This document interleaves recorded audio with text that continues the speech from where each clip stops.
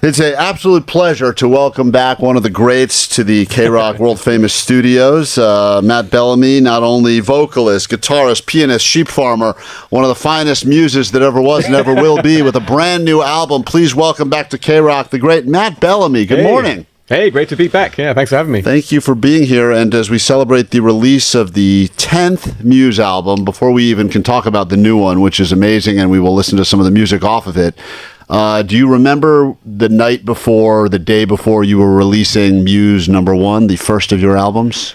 Oh, wow, it takes me way back. I was my early 20s, 21, I think. I was 99. It was in 99. I think we actually came out here to LA for the first time. I was working as a painter and decorator and doing demolition work, and then got flown out here by Maverick Records to do a show in the Viper Room, I think. And I remember we played the Viper Room, and then we did the Roxy, I think, a few weeks later. It was like showcases and stuff. Those are shockingly both still open. I was actually Roxy the other day, actually. Yeah. I took my son to see some rap show. I can't remember who it was, but it was something cool. But anyway, do I remember? Yeah, I remember being really nervous and being like, oh my god, this is like my life is on the line here, so I don't feel like that now, thankfully. But yeah, at that point you go, one album, we just got to get this thing out there. Hopefully people like it, hopefully it sells, and then the concept that maybe all these years later you'd be dropping your 10th album, it's got to be crazy. It's wild. I didn't think it'd be going this long. Back then I thought like, oh, this is great, I'll take a break from my day job and go and pretend to be a rock star for a year, and ended up doing it for the rest of my life. So it's been an amazing journey, really. Do you still get those tingles though the night before an album release? Yeah, I think so. Yeah, well, I like I get it more from like our hardcore fan base, because they're very like they know what they love, they know what they like, and we've done a few albums over the years where there's a few bits where they're like, oh, go back to the old style, do this and that. So I'm always a bit nervous about what they're going to say, you know what I mean? But this one, the few songs we put out so far, they've been amazingly positive, and it's been lovely. So I feel good about this album. Even the whole concept behind the WOW signal, which officially drops on June 26th, is fascinating because, believe it or not, and correct me if I'm wrong, this all started with the concept of mysterious, weird radio waves from space, a weird radio transmission, which is how our show is described regularly. Probably Kroq. Kroq from another Vega. universe. And that inspired you so much that this entire album has this kind of space vibe theme to it. Yeah, absolutely. Yeah, it was. I mean, I've always been fascinated by space and sci-fi and all that stuff. It's always been part of what Muse is about. And so this WOW signal was about a year before all of us were born. All the band was born, and it's this amazing mystery to this day. It's the one signal from the SETI, the search for extraterrestrial intelligence. It's the one signal that to this day is like probably most likely to have been intelligence of some kind, And I think we're living in this age now, especially this year actually, with films like Disclosure Day coming out and that amazing documentary that was out earlier this year.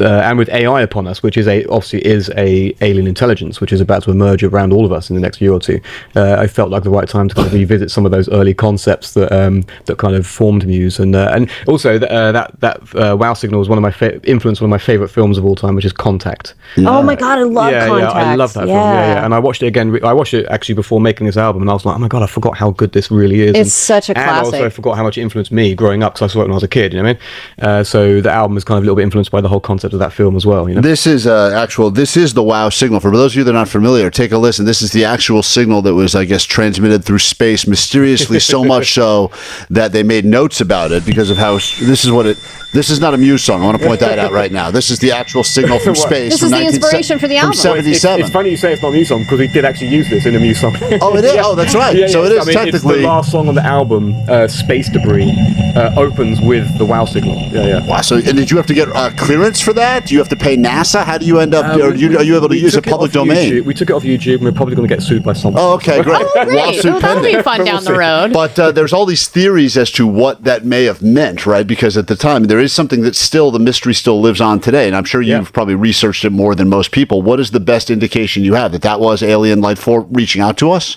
I don't know. I think that would be how we would communicate. I think because everything from our planet now, all the radio signals that go back 100 or so years are now starting to reach star systems. Because at the speed of light, obviously it takes years and years and years to get there. But everything that we've done is now starting to hit lots of interesting places, And you sent out your first single off the new album. You literally said, "We're sending you back a signal," and you sent them the first song into space. Yeah, exactly. So we're hoping that we get some alien fans. Yeah, in like 23 years, someone in another solar system is going to be like, "Whoa, this song's awesome!" Muse has already released their 29th album on Earth, and they're just getting the 10th album to space. Totally. If ever like Blue Origin or SpaceX or anybody approached you about going to space, everyone's talking about space tourism now. now and how we're all going to be able to go to space at some point. Does that idea excite you, or does it feel kind of hokey? That's a good question. Yeah, I think like if you asked me 10, 20 years ago, I'd be like, yeah, 100%. But now that Katy Perry's done it, yeah, it's kind of now like, she's done it, I'm like, come on, we can't go behind Perry. No, but also like, you know, like with 3 kids now, I'm like, I don't know, do I want to like take that kind of risk? You know what I mean? Like when you have kids, you feel a little bit different about risks. And it feels like it changes the people who, like I remember when William Shatner did it, he was like, everything's changed. Like it seems like it really changed his brain. Really, like, hit him. The overview effect, that's called, isn't it? When apparently you go out of Earth and you go like, oh my God, we're so small and we're so fragile, you know, and you sort of come back feeling different. To get that feeling would be good, actually.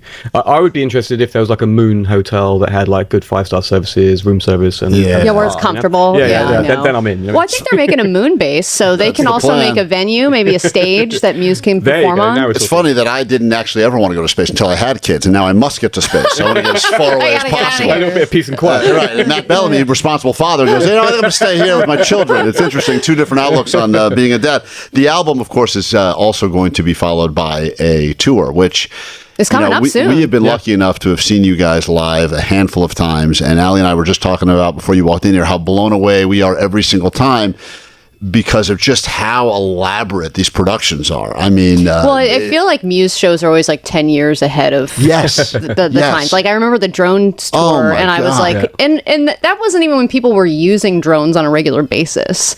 And then it's like, whoa, now it's just so... It's like a regular part of our DNA, but what kind of futuristic things can we expect for this tour? We're going to go all in on the lasers. I mean, lasers have been around for a while, but we're going to try and create geometric shapes with lasers, and we're going to try and create like a hexagonal shape that I can go inside of, you know what I mean, and do stuff like that. So we'll see, but it's going to be fun because we're doing a lot of America actually. It's the first time releasing an album doing heavy American touring straight off the bat. So we're doing 2 months around America, July and August, and then we're going to come back again, I think in February or March, and do an arena tour as well. So really excited because I live here now, so I make everyone just go like, I live in America. Convenient for you. And by the way, the Hollywood Bowl show is the final, at least of the first part of the tour. That's the last one. So I always think it's interesting because I always like comedians, they will always kind of film their special on their last show because they've, not that you guys have kinks, but they get all the kinks out and they go, this is going to be the best one. It's the August 31st show at the Hollywood Bowl, which is the last one of the kind of American shows you're doing, at least in the first batch. So we should be getting the best of Muse.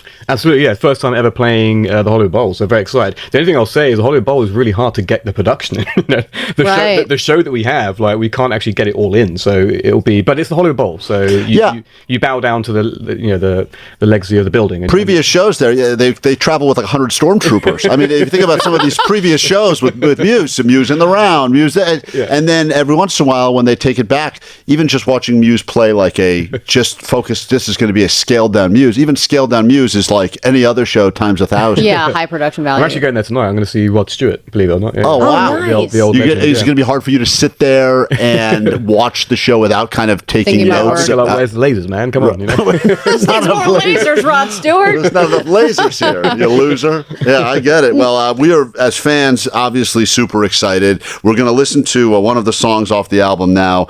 This is not the one that you had sent to space originally, but can you tell us about Cryogen before we play it on Kroq? Oh, yeah. This is actually a real return to old school music, I'd say. A lot of the fans have been banging on about for the last few years, like they want the old sound, and we just said, like, let's get in a room together, 3 of us, like play like a 3-piece band, like no synths and no extra effects or anything, just like boom, just keep it raw. And I started playing like the old kind of like sort of classical sound that Muse has on the guitar, and we just went straight into this riff. And so here it is. It's like us returning to our old sound from the early 2000s, I think. Yeah. It's new Muse off of the new album, which we're celebrating here at Kroq today, the Wow Signal, June 26th, officially out, and this is new Muse on Kroq. Famous in our studio, the great Matt Bellamy of Muse, not just here to hang out and talk to us, although that would be great. For our own ego, we'd like to pretend that is the truth. But the reality is, there is a new Muse album, the 10th album, and when you say you'll come back anytime, we're going to hold you to that. We'll see you again here next week. I live down the road, so anytime. Great. Yeah, now that you are living full-time in America, obviously the World Cup is here, and you're a big soccer fan. I am not. I don't know, Klein, you're not a big soccer person either. Well, I gamble on it, but I bet a lot on ties, and And the problem is there are ties a lot, but then I don't know what I'm doing. And so when a team wins, 2-0, and everyone goes, they were obviously going to win. They were favored by 1,000,000. I go, I think anyone can win any soccer game. And people that know soccer, they go, that's not true. There are teams that are just much better. Yeah, and I know people are excited about it, but do you think America will ever care about soccer the way that you grew up caring about it? We'll find out this summer. It'll be interesting to see. I've already got tickets to the World Cup final in New York, and I'm like fingers crossed that England will make it that far. That it's unlikely, but I'm hoping. So hasn't it been since the 60s? Crazy money on those tickets. Smart bet, right? In the hope that they make it there. But will they? I don't know. Let's see. I think if the USA get like anywhere near, say, the quarterfinals, I think then it would be a big thing. I think you want to see. You're used to like seeing winners. You love winners. Do you know what I mean? And you've already got your huge sports here. So I think until USA like really gets in the runnings for like the semi-final or even the final, like that would be the thing that tips American fans over the edge, I think. Yeah, there is a time when things happen, and then all the merch, they just sold more soccer jerseys in the last 2 days than they have in the history of the sport, at least in America. Meanwhile, because they won? Yeah, because they won a game, but that's sadly how we are. You also need like a star player. I mean, I don't know what you have on the team, but you always need like Neither a star do we. player. Neither do we. We couldn't name one. That's how like it is. Maradona or like a Beckham or something, you know what I mean? And then like a personality. But I mean, England hasn't won a World Cup in a long time, and you guys are still all but we huge still diehard remember fans. 1966. I mean, we just remember. I mean, we beat Germany, for Christ's sake. I mean, come on. I mean, the timing of that as well, it was like a big thing. That's like their miracle on ice. So right. that's what set us over the edge. Yeah. We've never come back from that high. We've got, new music, of course, a new tour that we've been mentioning. It'll be happening at the Hollywood Bowl. That is with Block Party and Portugal the Man. It's going to be August 31st. Of course, all the details and tickets at Ticketmaster.com. Before we get to your two epic questions, I want you to know that you are inspiring the next generation of talent. Yeah, I wanted to ask you, Matt, because my kid yesterday actually picked up a ukulele, and he's 4, and he decided to start writing music. And I just wanted, you have kids too, and I know you obviously know what you're doing in the world of guitar. Does my kid have what it takes? Do you think he could be the next Matt Bellamy? And please be honest. Okay. Guns, man, get some bad guys. We have to let them know, but not yet. We have to chase them. He has to be some different superheroes, like Iron Man, and also Captain America. Is that the space signal, Allie? That is pretty amazing. Yeah. I would say one thing I can say that is way better than I was on the ukulele age 4. Really? Wow. Okay, so prodigy potentially. Absolutely, yeah. I think you've got a good one there. If you're wondering about the lyrics, he is saying when Spider-Man gets some bad guys, he has to web them up, but not yet. First, he has to chase them. He has to meet some different superheroes like Iron Man and Captain America. That is pretty deep. You tell me what's better, really that or this? I think it's pretty clear. This is actually the ukulele. Speaking, it's a close call. This is also about Spider-Man, if you listen closely. We've got two epic questions to wrap things up with the great Matt Bellamy of Muse. Two epic questions. Epic question number 1. All right, Matt. Would you ever play a show under Muse's original name, The Rocket Baby? The Rocket Baby Dolls. The Rocket Baby Dolls, yes. I feel like we did. I think we already did. I think we did like a secret show at the beginning of the last album in our hometown to about 100 people, and we advertised it as Rocket Baby Dolls. So And people still showed up because they knew. Yeah. They knew. The locals knew because that was where we played as that name, like where we came from. So yes, we've already done it. Wow.